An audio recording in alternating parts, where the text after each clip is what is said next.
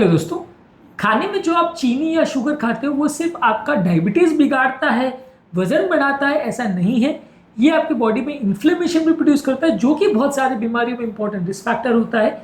चाहे वो heart attack हो, लकवा हो, आर्थराइटिस हो, अलग अलग तरह के सूजन की बीमारी हो, लिवर का इन्फ्लेमेशन या फैटी लिवर का प्रॉब्लम हो, बहुत सारी बीमारियों में ये इन्फ्लेमेशन का इंपॉर्टेंट योगदान होता है। आज हम बात करेंगे कि डाइटरी शुगर या खाने में खाया जाने वाला वो शुगर जो है ये किस तरह से हमारे बॉडी के इन्फ्लेमेशन या सूजन में इसका इंपॉर्टेंट रोल होता है और क्या इसको हमें इंपॉर्टेंट देखना चाहिए अगर कोई व्यक्ति को इन्फ्लेमेटरी प्रॉब्लम है। तो टॉपिक पर जाने से पहले जो लोग हमारे चैनल पर नए हैं उन्हें रिक्वेस्ट करूँगा कि चैनल को सब्सक्राइब करें, वीडियोस को लाइक करें, शेयर करें, फॉलो करें, कमेंट करें, पूरा देखें। टॉपिक इंपॉर्टेंट है इसलिए इसे अंत तक देखिएगा। चलिए शुरू करते हैं इंपॉर्टेंट वीडियो।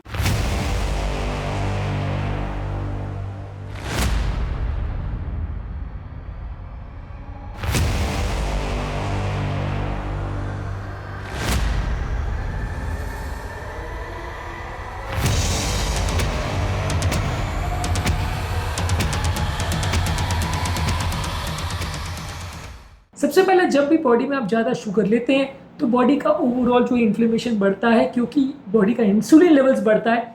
कोई भी तरह का शुगर, चाहे रिफाइंड शुगर हो, नेचुरल शुगर है, टेबल शुगर हो, हाई फ्रक्टोज कॉर्न सिरप हो, ये सडन ब्लड शुगर के स्पाइक्स करते हैं, जिसकी वजह से इंसुलिन लेवल सडनली बढ़ता है। जब बहुत ज़्यादा इंसुलिन ब्लड में होता है तो रिसेप्टर्स पे प्रॉपर तरह से काम नहीं कर पाता है, जिसकी वजह से इंसुलिन रेजिस्टेंस होता है। और ये इंसुलिन रेजिस्टेंस एक प्रो इन्फ्लेमेटरी कंडीशन है, जिसकी वजह से आपके शरीर में एक तरह से सूजन या इन्फ्लेमेशन क्रिएट होती है और आपके सारे जो इन्फ्लेमेटरी प्रॉब्लम्स है, चाहे वो आर्थराइटिस है, लकवा है, किडनी का, लिवर का या ब्रेन का, किसी भी जगह का सूजन है, ये बढ़ता है। तो अगर बॉडी में इंसुलिन ज़्यादा बनेगा तो ओवरऑल इन्फ्लेमेशन ज़्यादा होगा।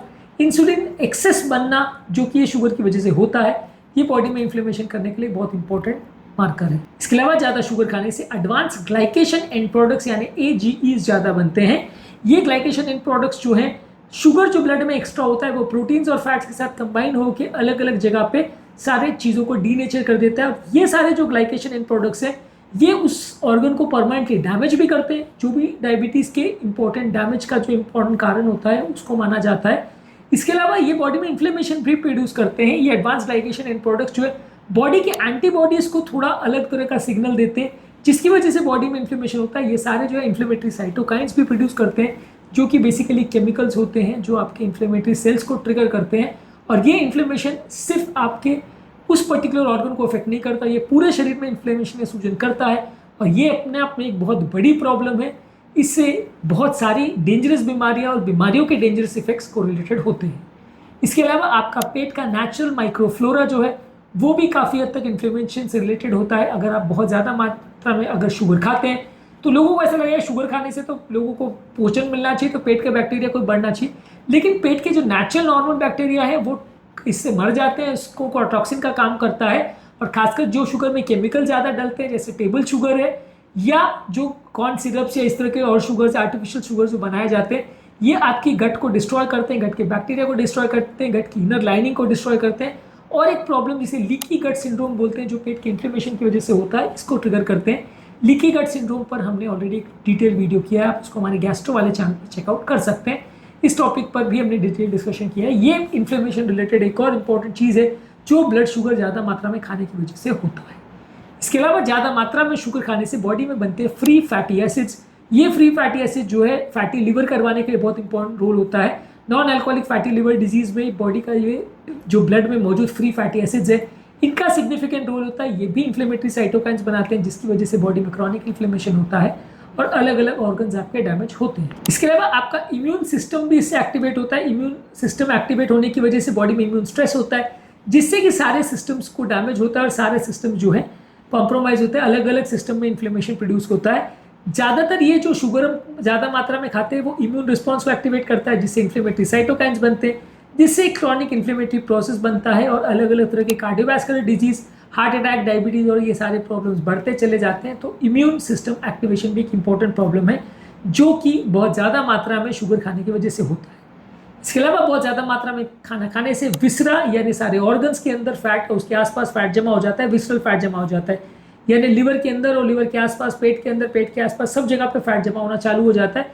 ये फैट जो जमा होता है ये भी बहुत सारे इन्फ्लेमेटरी साइटोकाइंस बनाता है और ये लो ग्रेड इन्फ्लेमेशन प्रोड्यूस करता है। इंसुलिन रेजिस्टेंस और डायबिटीज़ के लिए बहुत इंपॉर्टेंट रिस्क फैक्टर है।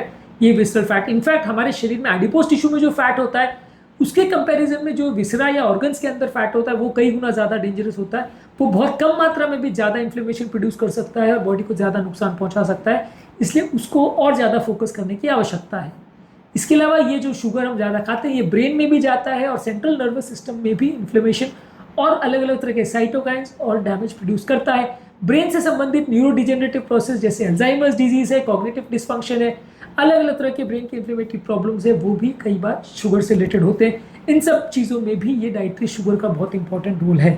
आज के टॉपिक में हमने डिस्कस किया कि जो खाने वाला चीनी जो हम खाते हैं वो सिर्फ डायबिटीज़ नहीं बिगाड़ता है, वो आपका सिर्फ ब्लड प्रेशर नहीं बिगाड़ता है, वो पूरे शरीर में इन्फ्लेमेशन करता है, कई तरह से करता है और जिसकी वजह से लॉन्ग टर्म पूरे शरीर को नुकसान होता है, कई तरह की बीमारी आती है और लोगों का मृत्यु दर कई गुना बढ़ता है। यदि आप आज ही शुगर को छोड़ देते तो बहुत सारी तरह की बीमारियों से आप बच पाएंगे और बहुत सारे तरह के क्रॉनिक डिजीज के लिए आपको बिल्कुल दवाइयों की जरूरत नहीं पड़ेगी।